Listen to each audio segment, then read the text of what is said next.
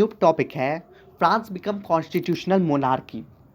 अब यहाँ पे ये आ जाता है कि कॉन्स्टिट्यूशनल मोनार्की का मतलब क्या होता है। कॉन्स्टिट्यूशनल मोनार्की का मतलब होता है कि जितना भी अब डिसीजन होगा फ्रांस के अंदर में, जितना भी डिसीजन, चाहे वो किसी के कुछ बनाना हो, चाहे कोई भी चीज़ हो, उन सभी का डिसीजन अब कौन लेगी? गवर्नमेंट लेगी। राजा अब सिर्फ साइन का होगा, राजा काम का होगा, बस छोटा सा काम है राजा का बस, और राजा का कोई काम नहीं होगा। अब कॉन्स्टिट्यूशनल मोनार्की नेशनल असेंबली में पास हुआ, ड्राफ्ट हुआ 1791 में। और कॉन्स्टिट्यूशनल जो मोनार्की था, इसका मेन ऑब्जेक्टिव क्या था? मेन ऑब्जेक्टिव था कि वो किंग के पावर को लिमिट कर दे, किंग का पावर जो एकदम बढ़ा हुआ था वो सबको कम कर दे, उन सबको ख़त्म कर दे। This power instead of being concentrated. अब यहाँ क्या हुआ कि पहले क्या था?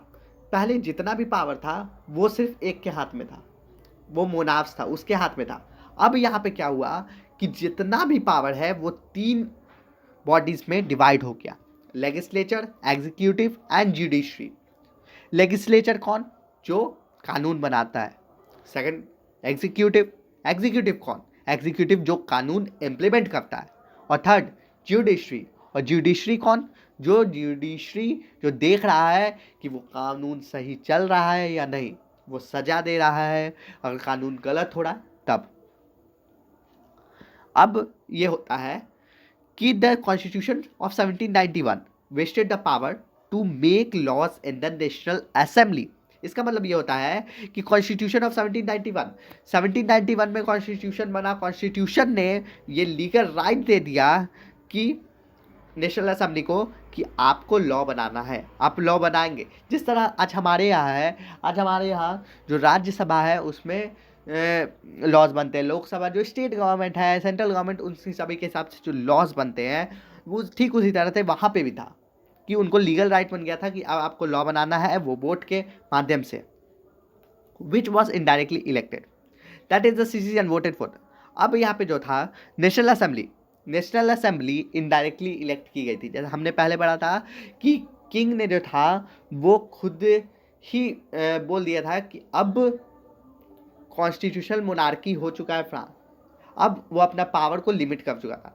ठीक वैसे ही यहाँ पे क्या हुआ कि नेशनल असेंबली में जो सरकार आई, जो भी मैक्सिमिलियन रॉबेस्पियर, ये इंपॉर्टेंट है, मैक्सिमिलियन रॉबेस्पियर की जो सरकार थी वो डायरेक्टली इलेक्टेड नहीं थी, वो जो सिटीजन्स हैं उनके द्वारा इलेक्ट नहीं की गई थी, वो इनडायरेक्टली इलेक्टेड थी। और that is the citizen voted for the group of electors who is turned close to the assembly, not all citizens however had। तो लोग चाहते थे कि नेशनल असेंबली में जो लोग हैं उनको इलेक्ट करना, लेकिन वहाँ पे ऐसा कुछ नहीं बना, या फिर बोल सकते हैं कि वहाँ पे इलेक्शन अभी नहीं हो पाया था, लेकिन वो चाह रहे थे, वो इनडायरेक्टली इलेक्ट हुए और नेशनल असेंबली में गए। अब यहाँ पे क्या आता है कि अब वोट का सिस्टम भी स्टार्ट हो गया था कि अब लोग वोट कर सकते हैं। तो वोट में एक सिस्टम आ गया कि सिर्फ और सिर्फ 25 साल से ऊपर के लोग को ही वोट देना, उसके नीचे के लोग को वोट नहीं देना है। वैसे लोगों को वोट देना है जो कि अपने जो उनकी कमाई है उनका 3 दिन का वेजेज वो दे रहे हैं। और उन सिटीजन जो कि वोट दे रहे हैं उन सभी सिटीजन को 2 कैटेगरी में डिवाइड कर दिया गया। एक था एक्टिव सिटीजन जो कि वोट दे रहे हैं, और एक था पैसिव सिटीजन जो कि वोट नहीं दे रहा है। इस टाइम क्या हुआ कि वुमेन्स को वोट का राइट नहीं था, जो कि 1946 में जाकर वोट का राइट उन्हें मिला। तो यहाँ पे ये था। अब किसी इंसान को मान के चलिए कि यहाँ पे था कि उनको वोट देना है। अब किसी को मन किया कि चलो भाई हम नेशनल असेंबली में चले जाएं, तो उनको क्या करना था? उनको बस एक काम करना था कि उनको बहुत सारा टैक्स पेयर बनना था। टैक्स अब खूब दीजिए, हम नेशनल असेंबली में जाइएगा।